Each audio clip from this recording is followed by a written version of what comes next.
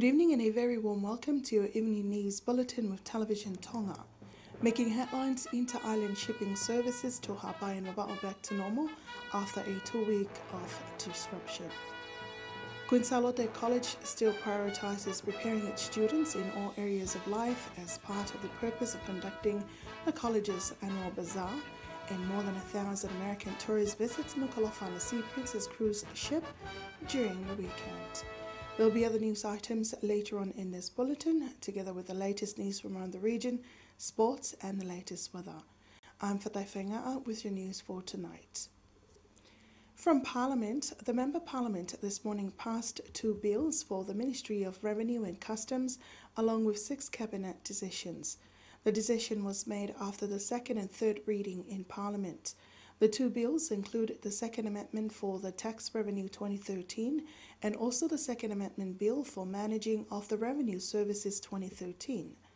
The Cabinet decisions that Parliament passed include First Cabinet Decision 2013, Register Decisions for the Business Licenses 2012, the Sixth Cabinet Decision 2013, which is the Amendment Decision for the Excise Tax 2012.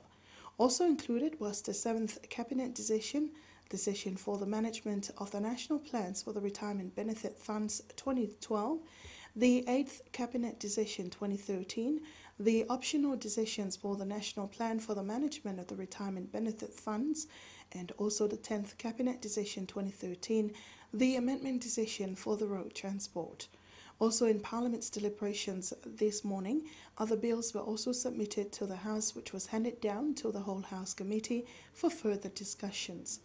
This includes the 27th Bill for 2013, which is a bill to eliminate terrorism and also develop an international crimes 2013. The 28th Bill for this year, which is the Amendment Bill for the Tonga's Defence 2013, and also the 29th Bill 2013, which relates to criminals 2013. Parliament's deliberation on the Second Cabinet Decision 2013 regarding the amendment decision for the licence fees for the Civil Aviation Transport 2012. On this afternoon's deliberation, the Whole House Committee passed the Second Cabinet Decision to Parliament Amendment Decision for the licence fees for the Civil Aviation Transport 2012, in which Parliament passed this decision today. The inter-island ferry shipping services resumes its normal routine to Wavao and Hawaii after a 2-week disruption. This was brought about by a temporary suspension of the MV Pulupaki's operations due to safety concerns and seaworthiness of the vessel. During this time, the MV Otonga Ofa was abroad taking Tonga sports team for the South Pacific Mini-Games in Ovea and Futuna. Kalaini Tonglava with the details. According to the General Manager of the Friendly Island Shipping Agency, or the FISA, Varautapolavi, on its way to Ovea, the MV Otonga Ofa still made its routine stops in all the outer islands. We had hoped that the MV Pulupaki would continue the domestic ferry services. We did not expect its operations would be temporarily suspended during this time. However, the MV Otonga Ofa helped Tuvalu sports team by taking them to Ovea to compete in the South Pacific Mini-Games. The distance between Ovea and Nuafo'o is approximately 100 miles away, so the distance to Ovea is similar to the distance of travel to Niua. On our way to Ovea, we managed to stop by each wharf in the outer islands as part of our normal operations. Mr. V believes this is a good way to promote Tonga to the Pacific sports members, as Tonga will host the next South Pacific Mini-Games in 2019. The operations is successful as we're providing services not only for the kingdom but also for other neighboring islands. Also, we have to bear in mind that Tonga will host the next South Pacific Mini-Games in 2019. This is a good way of promoting the country to the other Pacific countries. I would also like to extend my apologies to the public for the disruptions in the inter-ferry island shipping services, and we want to return it back to normal. In a previous interview with the CEO of the Ministry of Infrastructure, which the Marine Department is under, Ringo Fa'aliu, a survey was carried out by a team from his ministry which found the MV Pulupaki unworthy to travel. This resulted in the suspension of the vessel's operations. The authorizing letter that suspended the operations of the MV Pulupaki was based on many other issues, such as the proper certificate that the ministry presents to the vessel. That contract was supposed to end midnight of August 27th. The staff of the ministry also conducted a survey on the vessel, and it was clear that the vessel was not fit to operate. Meanwhile, Tu'iwata from the Wata Shipping says his main concern is for passengers who were affected by the decision. The MV Otwanga Ofa is set to travel again to Uvea this evening and will stop by its normal routines for Hapai and Vava'u during its journey to and from Uvea. For Television Tonga News, I'm Kalolaine Tonglava. From the Supreme Court, a former employee of foreign travel, Whangatua Whakawā, has been sentenced to 2 years and 3 months imprisonment for embezzlement. His sentence began last Friday. The ruling was delivered by Justice Charles Cato in the Supreme Court last Friday afternoon. Mr. Whakawā was initially sentenced to 3 years and 3 months imprisonment with a 1-year suspension. The sentencing was made after Whakawā pleaded guilty for embezzlement of more than 88,000 pa'anga. This occurred when he was employed at the foreign travel company under the Air New Zealand airline. However, Mr. Whangatua Whakawā's co-accused, Tafalosa Plumfield, is still remanded in police custody until her sentencing on October 22nd. Mrs. Plumfield pleaded not guilty for the charges laid against her and was found guilty by jurors for embezzling more than 200,000 pa'anga at the jury. Preparing students in all aspects of life still remain as a top priority for Queen Charlotte College. The school principal, Reverend Dr. Asnate Samate, revealed this to school's annual bazaar, which was held on Saturday. The guest of honor at the event was Honorable Charlotte Mawataimi Tu'aho. The principal of Queen Charlotte College says the bazaar aims to equip students with knowledge and skills which every woman must have. This includes weaving, sewing, and cooking, to name a few. But for Tongan women, making craft, weaving and sewing are life skills which go far as the future is concerned. This is part of preparing our young women, our girls at Queen Charlotte College, to appreciate their culture, to value skills passed on through generations, to earn a living, and to be able to face tough times like these times and to withstand an unknown future.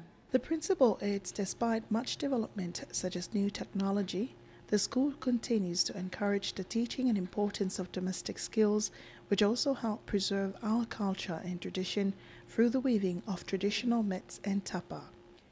It is not easy to go against the current, to promote such skills in the midst of incoming new technologies and ready-made imported goods, easily disposable and made not to last, received with little effort, with not much sweat and tears. The annual bazaar displays and sells the students' handicrafts and other items. This also serves as a source of income for the school. The event was attended by the President of the Free Wesleyan Church of Tonga, Reverend Dr. Ahio, China's Ambassador to Tonga, His Excellency Wang Donghua, Australia's High Commissioner to Tonga, Brett Eldam, and his wife, ex-students, parents, and students of Queen Charlotte College, among many others. People living in areas which are most vulnerable to natural disasters held a biha exercise to let them know what to do in such events. The drill was held in 4 main villages in the eastern area, in the villages of Talafo'o, Manuka, Navtoka, and Nafa. Anasti Falekano was there and reports this story. This program was led by the National Emergency Management Officer or National Emergency Management Office or NEMO. The NEMO Director, Leveni Aho, says the exercise informs and educates the public on what to do and where to evacuate in times of natural disasters such as a tsunami. The exercise announced a tsunami warning through Radio Tonga 2 and sirens were automatically turned on to alert the public in the Eastern District. A participant in the exercise, Manuka's town officer, feels some improvements need to be made. The areas we live in are not safe should a tsunami occur. In order to evacuate quickly to a safer location, The roads also need to be fixed so we can evacuate quicker. The road used for evacuation is surrounded by swampy areas. We are asking for aid to fix the road. The exercise included all students and residents in villages in the Eastern District. This is completion of Phase 1 and Phase 2 will be held tomorrow. These are the locals evacuating from the coastal areas to a place which they think that it is safe where a natural disaster occurs. From Manuka, I'm Anasir Falekano for Television Tonga News. About 30 people in need of heart surgery will benefit from free operations provided by a visiting heart team from Australia. The 2 weeks visit of the Open Heart International team operated on its fourth patient today, a 22-month-old baby. Our reporter Sinlatu was at the hospital and filed this report. The Open Heart International team from Australia will operate on close to 30 patients from all over Tonga. The 43-strong team, which is made up of surgeons and nurses from all over Australia, began their operations on Sunday, September 8th. The team operates on patients suffering from rheumatic or congenital heart diseases. These are either heart diseases a person is born with or a heart disease they develop later on. The operations begin with babies and young children before ending with the adult patients. The Australian Heart team have also brought their own equipment to carry out the work.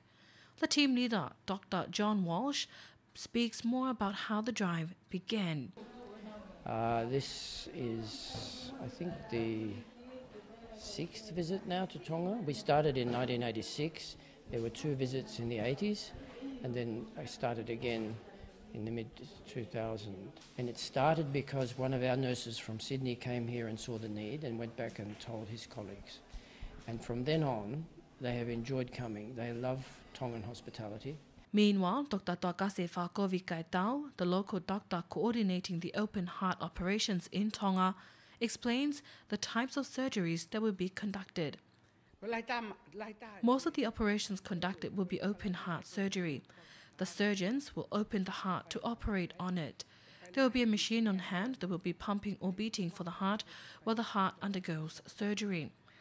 Whilst the second operation for the day took place, Television Tonga News interviewed one of the patients, Devita Taumalolo, as he waited with his mother, Finau Taumalolo, to go into surgery. I'm so grateful for this opportunity. It gives me an opportunity to live a full life. I can finally help my family and others. I give God thanks for allowing my son an opportunity to be operated on by this visiting team. I know this operation will help improve the quality of life for my son, who knows he may serve the church, family, and the country in the future. Meanwhile, as heart operations took place, the rest of the team witnessed a generous donation from Tonga Communication Corporation, presented by the acting CEO, Rizvi Chirangpathi, to the acting superintendent of Viola Hospital, Dr. Saya Piukala. The donation includes mobile phones and other communication devices for the team members to use whilst in the kingdom. The maintenance work carried out to Longteme Roman Catholic Church is still underway despite differences among the church members. Linda Filiai was there and filed this report. Speaking to Television Tonga News, a member of the church, Halatau Vaihu, says they are doing their best to fulfill the construction plan which the congregation initially agreed upon. Mr. Vaihu says the maintenance work for the chapel is estimated at more than 500,000 per anga, which is funded partly by the church and another fundraising drives and donation. The church member have agreed to this renovation work, but when the work started, some of the worshipper withdraw due to some disagreement. But we hope to let them know that when the work is completed, they are more than welcome to return to the church. The work is expected to be completed by the end of the year before the church building marks its 25th Jubilee anniversary. The congregation is currently using the church hall for its prayer services. For Television Tonga News, I'm Linda Filiai. Tonga still takes the lead as one of the best destinations for tourists in the region. The visit of cruise liners to the kingdom helps generate revenue for the government and income to local families, businesses and the country in general. Anasi Falekano tells you more. The Sea Princess cruise liner from the United States docked at Vuna Wharf at the weekend, carrying on board nearly 1,600 passengers. The operation manager of the Pacific Forum Line, Lato Loy, says this is the 4th out of 8 cruise ships to visit Tonga this year. After its one-day visit to Tonga, the Sea Princess departed the kingdom for Samoa. Sea Princess is an American cruise liner owned by the P&O Company, which also has other branches in the UK and Australia. This is the arrival of the Sea Princess here in the kingdom. It was navigated from Sydney, Australia. The big ship will leave Tonga around in the evening, 7th of September 2013. From Vuna Wharf, I'm Anasia Falegano for Television Tonga News. That's the local news. Pacific is up next.